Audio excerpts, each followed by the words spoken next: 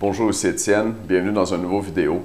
Cette semaine, on va parler de rage de sucre et on va parler entre autres d'une histoire assez spéciale, un peu épeurante que j'ai reçue de mes lectrices. On a eu un petit aller-retour, on s'est échangé quelques courriels et finalement, j'ai la permission de vous en parler. Par contre, ça va rester anonyme et je vais raconter ça plus tard cette semaine. C'est l'histoire d'un petit garçon qui s'arrachait les cils. Et c'est relié au rage de sucre. Et on va parler de ça plus tard cette semaine. On va parler aussi de 3 façons d'arrêter d'avoir des rages de sucre, de comment réagir si tu as une rage de sucre.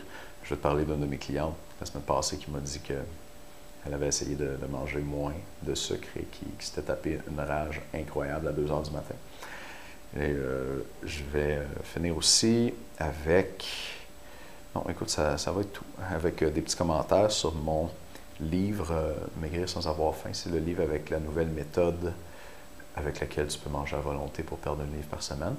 Le livre est en spécial cette semaine parce que un des avantages de cette méthode-là, c'est que graduellement, parce que tu manges les bons aliments, mais ça te désintoxique, si on veut, des rages de sucre. Alors, si tu veux aller voir ça, l'information va être en dessous du vidéo dans le email que tu reçois tous les jours avec cette vidéo-ci.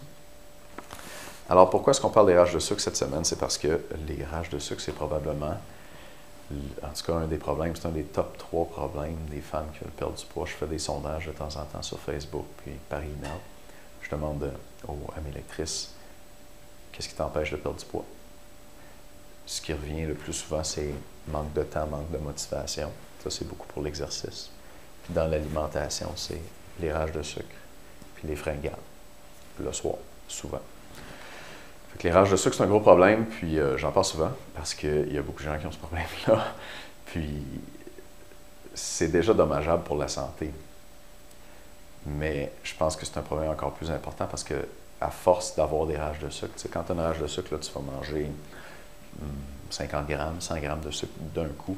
Ce qui se passe dans le corps, c'est pas beau. Moi, je le sais bien. La plupart des gens ne savent pas parce qu'ils n'ont pas étudié là-dedans, c'est correct.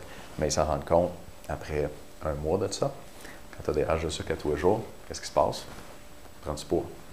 Tu engraisses parce que ton corps finit par transformer ce sucre-là en gras. Donc, ça devient un problème très important. Puis je pense que pour beaucoup de femmes qui ont un problème de surpoids, qui veulent maigrir, c'est dû à leur rage de sucre.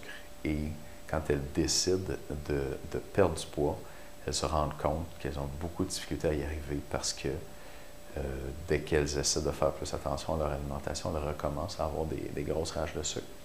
Alors, ça devient une dépendance. Le sucre, ça stimule une région du cerveau qui s'appelle le noyau accumbens. Et j'ai déjà parlé de ça dans une autre vidéo. Il y a des chercheurs, je crois que c'était aux États-Unis, qui ont donné à des rats, ils ont donné le choix à des rats de prendre du sucre ou de la cocaïne. Et si je me souviens bien dans l'étude, les rats, ils préféraient le sucre. Et les chercheurs, dans la même série d'études, ont observé le cerveau de ces rats-là. Et quand les rats mangeaient du sucre, ça stimulait le noyau accumbens, qui est le centre du plaisir dans le cerveau. Ça le stimulait autant que quand les rats prenaient de la cocaïne. On sait que la cocaïne, ça crée une dépendance. Les gens qui se font une ligne de cocaïne, ils vont se faire une autre ligne, puis une autre ligne, parce que ça donne un rush. C'est agréable, paraît-il, comme le sucre.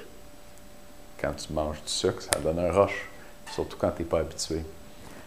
Puis ça, on le voit bien chez les petits-enfants. Les enfants en bas âge, quand ils mangent un dessert très sucré, ils courent autour de la table parce que ça leur donne un buzz, ça les gèle. C'est la même chose pour nous, les adultes. Si on est habitué de manger du sucre souvent, on devient dépendant un peu à ce rush-là que ça nous donne, même si on sent moins le rush à force d'en manger. Ce qu'on va sentir, c'est un peu comme le café. Quand tu arrêtes de boire ton café le matin, tu es comme ça, ben c'est la même chose pour le sucre. Ça te prend ton sucre à tous les jours, puis là, quand tu ne l'as pas, tu te sens vraiment tout croche, irritable, colérique, tu as faim, tu veux en manger. C'est une dépendance. Puis le sucre, c'est toxique, puis à mon avis, c'est un des gros problèmes de société qu'on a. C'est pour ça qu'on va en parler cette semaine. Donc, si tes rages de sucre t'ont déjà empêché de perdre du poids, si tu t'es déjà sentie impuissante parce que tu avais des rages de sucre et que tu n'arrivais pas à les contrôler, écoute bien mes vidéos cette semaine. Je pense que j'ai des bons conseils Ça devrait t'aider à dealer avec ça. Alors, on va se reparler demain.